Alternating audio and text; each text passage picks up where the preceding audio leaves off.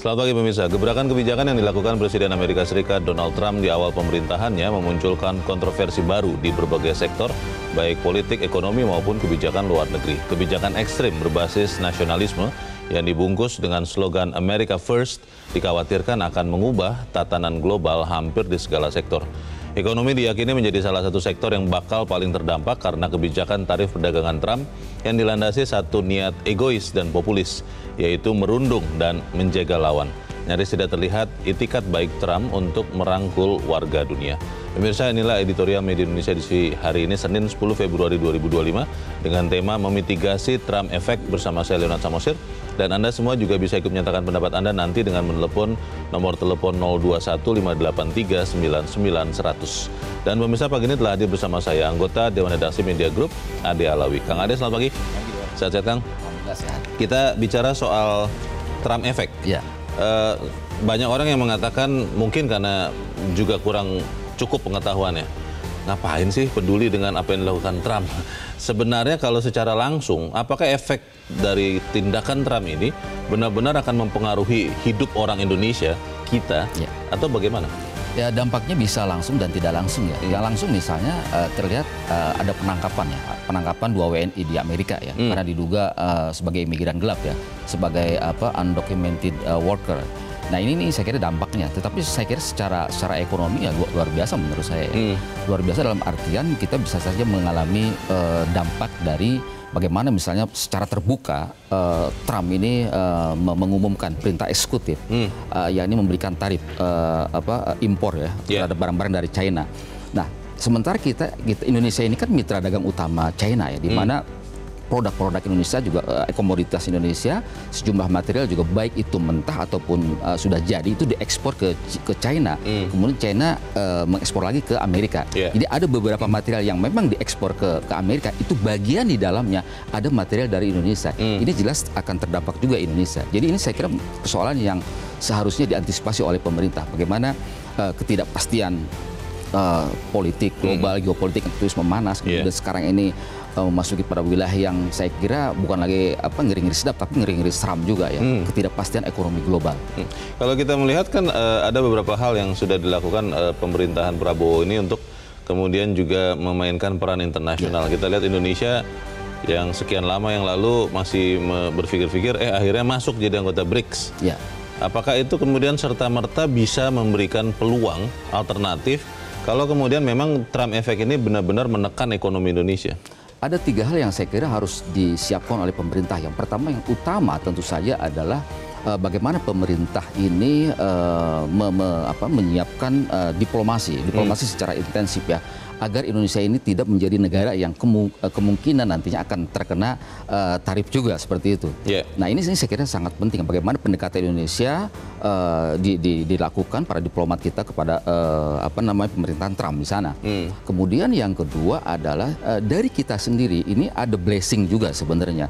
Di samping ada problem yang akan kita hadapi, dampak dari produk kita yang masuk ke Cina, kemudian Cina masuk ke Amerika. Tapi yang paling penting lagi ada kita harus melakukan sebuah reformasi struktural ya. Misalnya bagaimana birokrasi yang tadinya berbelit-belit ini kemudian dipangkas, kemudian juga biaya tinggi, high cost ekonomi juga dipangkas dan sebagainya. Sehingga kemudian produktivitas di Indonesia, investasi di Indonesia ini lebih hidup seperti itu. Dan boleh jadi ketika Amerika tetap bersikeras untuk melancarkan perang dagang dan tidak ada pertemuan. Ini kan rencana mau ada pertemuan ini. Karena ketika perang dagang kenaikan tarif yang dilakukan oleh Trump, kemudian kan dibalas oleh Presiden China ya, Xi Jinping. Nah, ini tentu saja harus kita antisipasi ya. Jika yang tidak ada titik temu antara kedua kepala negara ini, kepala pemerintahan ini, Indonesia mesti bersiap-siap juga. Bersiap artinya memberikan kesempatan kepada katakanlah barangkali ada relokasi pabrik dari China kemudian untuk masuk ke Indonesia. Nah ini kan peluang juga seperti itu. Pertanyaannya Kang, apakah memang benar yang akan pindah itu benar-benar pabriknya? Karena kalau banyak pengusaha mengatakan sekarang yang sudah membanjiri Indonesia itu produknya loh. Produk yang sama, banyak yang sama yang diproduksi Indonesia juga, tapi dengan harga yang jauh lebih murah. Karena memang skala produksi Tiongkok itu kan raksasa dibandingkan Indonesia. Pertanyaannya adalah apakah kita sudah cukup bersiap Atau jangan-jangan kita kemudian hanya menjadi penonton yang melihat produk-produk Indonesia akan kalah karena produk Tiongkok tidak bisa masuk ke Amerika. Kita akan bahas itu, Kang Ade, dan pemirsa. Inilah editorial Media Indonesia untuk hari ini, Senin 10 Februari 2025, memitigasi Trump Effect.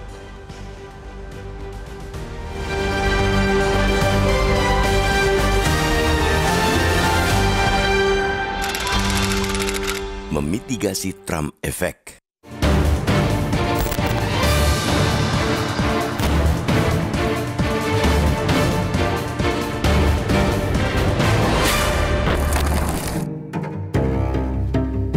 Kebijakan Presiden Amerika Serikat atau AS Donald Trump di awal-awal pemerintahannya langsung memunculkan kontroversi di berbagai sektor, baik politik, ekonomi, maupun kebijakan luar negeri. Kebijakan ekstrim berbasis nasionalisme yang dibungkus dengan slogan America First itu dikhawatirkan bakal mengubah tatanan global. Kebijakan tarif perdagangan Trump yang dilandasi niat egois dan populis, yaitu merundung dan menyegal lawan, membuat dunia bergejolak. Dalam kebijakan tarif perdagangan itu, Trump sebetulnya juga tidak konsisten. Awalnya, dia mengumumkan tarif impor 25% untuk Kanada dan Meksiko, serta pungutan tambahan bea masuk 10% untuk Tiongkok. Pengenaan tarif tinggi itu dikeluarkan dengan dalih ada peran negara-negara itu dalam aliran obat-obatan terlarang dan imigran ilegal ke Amerika Serikat. Namun, hanya beberapa jam sebelum diberlakukan, Trump mengumumkan penundaan tarif untuk Meksiko dan Kanada setelah berbicara dengan pemimpin kedua negara. Hanya bea masuk atas Tiongkok yang tetap diberlakukan. Keputusan itu diyakini akan mendapat serangan balasan dari Beijing sehingga memicu kekhawatiran akan perang dagang 2.0. Ketegangan antara Amerika Serikat dan Tiongkok itu akan berimbas kepada Indonesia. Risiko bagi perekonomian tanah air dengan kebijakan tarif tinggi Trump, khususnya kepada Tiongkok yang merupakan mitra dagang utama Indonesia, sama sekali tak bisa dianggap remeh. Yang pertama, kinerja perdagangan Indonesia dengan negeri tirai bambu itu bakal terdampak. Salah satunya akibat risiko ekspor yang melambat. Risiko berikutnya ialah lantaran produk Tiongkok tidak bisa dijual ke Amerika Serikat, ada potensi produk-produk Tiongkok bakal semakin membanjiri pasar Indonesia. Ini jelas akan memberi ancaman yang kian hebat bagi masa depan industri manufaktur domestik yang sekarang saja masih dalam situasi kepayahan. Tantangan lain di sektor keuangan, kebijakan ekonomi Trump diprediksi akan mengerek angka inflasi Amerika Serikat yang diyakini bakal membuat Bank Sentral Amerika Serikat atau The Fed mempertahankan suku bunga tinggi atau bahkan menaikkannya. Di saat yang sama, Trump Policy Effect juga akan mendorong penguatan dolar Amerika Serikat. Kondisi tersebut bisa berdampak pada nilai tukar rupiah dan stabilitas ekonomi Indonesia. Namun celah peluang tetap ada, dengan syarat Indonesia harus mengupayakan sendiri peluang itu dengan cermat dan serius. Pemerintah mesti pintar mengambil langkah strategis menghadapi ketidakpastian yang diciptakan kebijakan Trump tersebut. Salah satunya ialah mengisi celah pasokan barang ke Amerika Serikat yang amat mungkin ditinggalkan Tiongkok karena tidak kompetitif dari segi harga. Selain itu, diversifikasi atau memperluas pasar ekspor ke negara-negara di luar Amerika Serikat dan Eropa juga mesti dilakukan. Tujuannya ialah untuk mengurangi ketergantungan terhadap pasar yang terdampak perang dagang. Dalam hal ini, Indonesia semestinya bisa memanfaatkan jalinan kerjasama dalam BRICS untuk memperluas peluang perdagangan dan investasi tersebut. Relokasi produksi ataupun investasi para investor yang ingin menghindari risiko di Amerika Serikat dan Eropa. Namun, demi masa menggait peluang-peluang itu, Indonesia punya pekerjaan rumah berat untuk mereformasi kebijakan ekonomi domestik. Kepastian hukum, kemudahan berusaha, dan rupa-rupa syarat lain untuk meningkatkan daya saing ekonomi mesti diupayakan maksimal. Tanpa itu, Indonesia akan sulit mendapatkan buah dan hanya kebagian getah dari kebijakan Trump.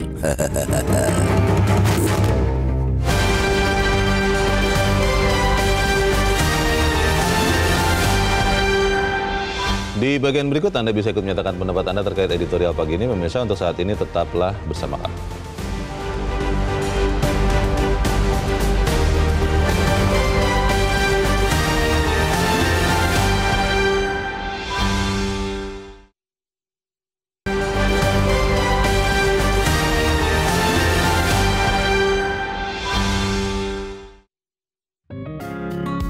Indonesia mengajak Anda untuk mengakses fitur premium e-paper. Dengan sajian konten berbasis intelektual dan meneguhkan kebangsaan, Media Indonesia tampil dengan lebih dinamis melalui e-paper Media Indonesia yang dapat Anda akses kapan saja, di mana saja. Caranya mudah, download aplikasi Media Indonesia di Android atau ketik link e-paper.mediaindonesia.com atau bisa scan QR Code pada layar kaca Anda. Klik tab e-paper di bagian samping layar tablet Anda, daftarkan data diri, serta pilih paket berlangganan e-paper Media Indonesia sesuai dengan kebutuhan Anda. Nikmati juga bonus spesial tambahan 4 halaman rubrik fokus setiap hari. Semua bisa Anda dapatkan hanya di e-paper Media Indonesia. Untuk informasi lebih lanjut, hubungi customer service di nomor 0811 1201 2018 atau kunjungi media sosial @Media Indonesia. Media Indonesia, referensi bangsa.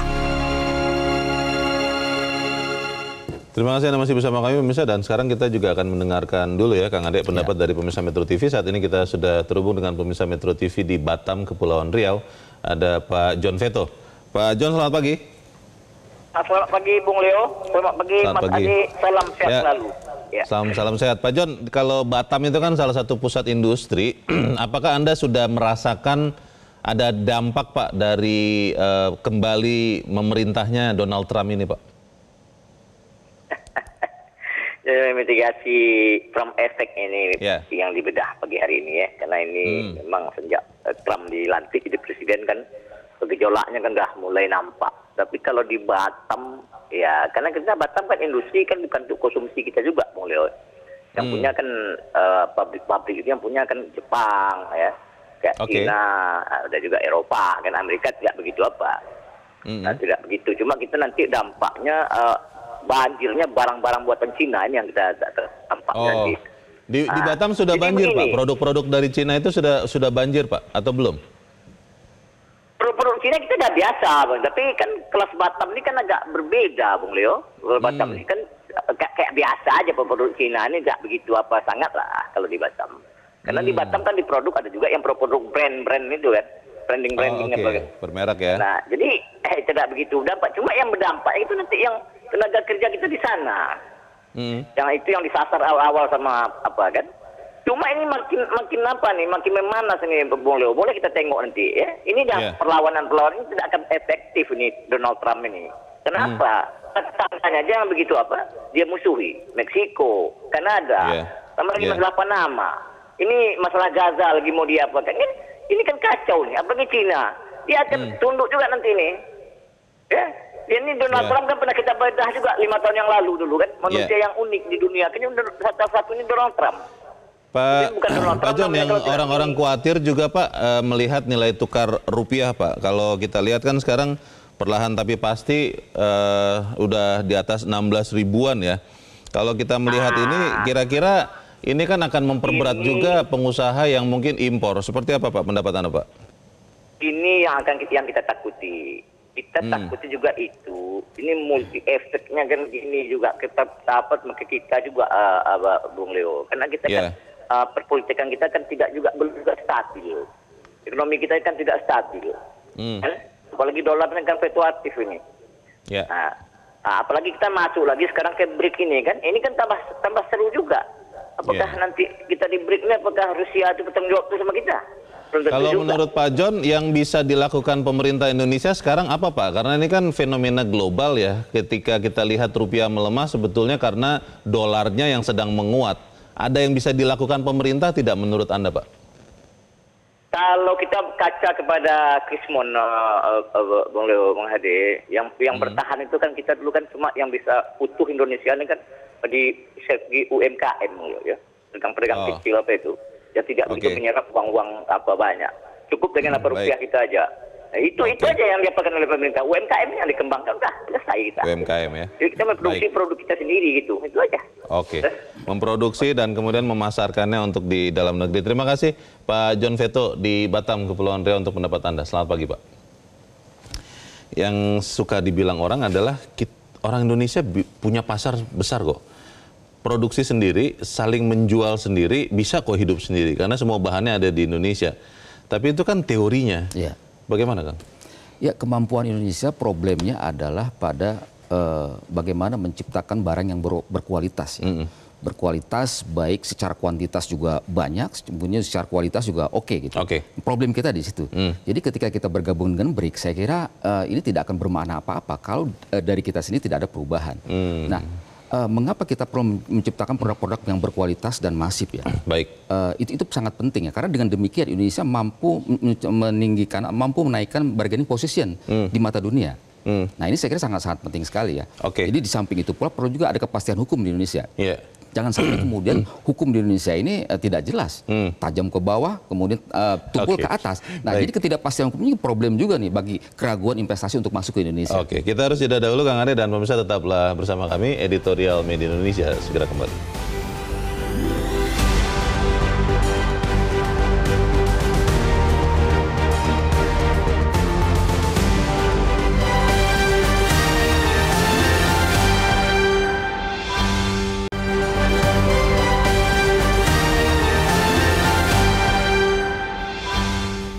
Terima kasih Anda masih bersama kami. Kita ada di bagian akhir diskusi kita pagi ini. Kang Ade, apa yang kita bisa mintakan pemerintah untuk mempersiapkan efek dari Trump ini? Ya, pemerintah harus mengantisipasi berbagai kebijakan kontroversi Presiden Trump yang dibungkus dengan nasionalisme Amerika first ya. Amerika itu harus untung duluan. Amerika itu harus lebih dulu mendapatkan keuntungan. Nah, Amerika saya kira Trump tidak hanya berhenti sampai di sini ya, kebijakan-kebijakan kontroversi. Bisa jadi akan ada kebijakan-kebijakan yang lainnya yang mungkin di luar nalar kita, bahkan melanggar hukum internasional. Tetapi yang paling penting dalam konteks perang dagang antara Amerika dan China, ini kita harus meningkatkan kemampuan diri kita. Kita harus melakukan reformasi ekonomi domestik kita. Bagaimana biaya tinggi, kemudian juga pungli dan sebagainya. Ini harus kita atasi. Nah, kita sekarang misalnya ini mungkin perlu dilacak lebih jauh ya. Sekarang ini kalau kita lihat banyak beberapa merek-merek baru mobil listrik. Ini boleh jadi juga dampak dari perang dagang antara China dengan Amerika, di mana Trump itu sama sekali kontra mobil listrik, dia kontra energi besi, dia apalagi yang produk Tiongkok energi fosil ya.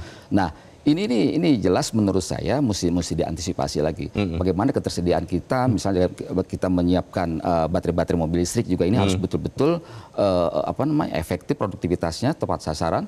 Tetapi yang paling penting ada kemampuan kita sendiri, bagaimana menciptakan produksi yang barang-barang kita untuk ekspor yang berkualitas seperti itu. Apakah konsolidasinya di dalam negeri ini sudah cukup untuk membuat kita satu dan siap untuk menyelamatkan diri kita, negara kita? Nah, kebijakan problem di Indonesia ini, terutama sekarang ini ketika kabinet gemuk ini ada problem koordinasi. Ada beberapa kebijakan yang antar satu menteri dengan menteri lain berbeda. Bahkan dengan presiden sini berbeda. Nah, ini menurut saya harus diatasi. Yang paling penting adalah ada kepastian hukum di Indonesia ini. Kepastian hukum. Betul. Kita harapkan itu yang terjadi. Kang Ade Alawi, terima kasih sudah hadir di tempat ini. Selamat pagi, Kang. Pagi. Pemirsa, kepastian hukum, kemudahan berusaha, dan berbagai syarat lain untuk meningkatkan daya saing ekonomi Indonesia harus diupayakan maksimal. Tanpa itu, Indonesia sulit mendapatkan buah dan hanya akan kebagian getah dari kebijakan Trump. Saya, Leonard Samosir, berterima kasih Anda sudah menyimak Editorial Media Indonesia pagi ini. Terus jaga kesehatan Anda, terus jaga nurani Anda. Selamat pagi, sampai jumpa.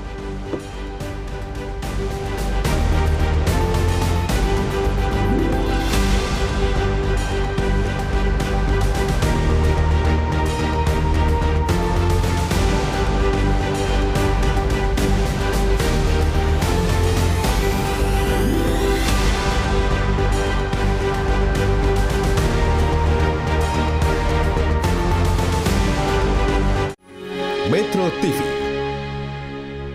Jelajahi cara baru mendapatkan informasi. Download Metro TV Extend sekarang.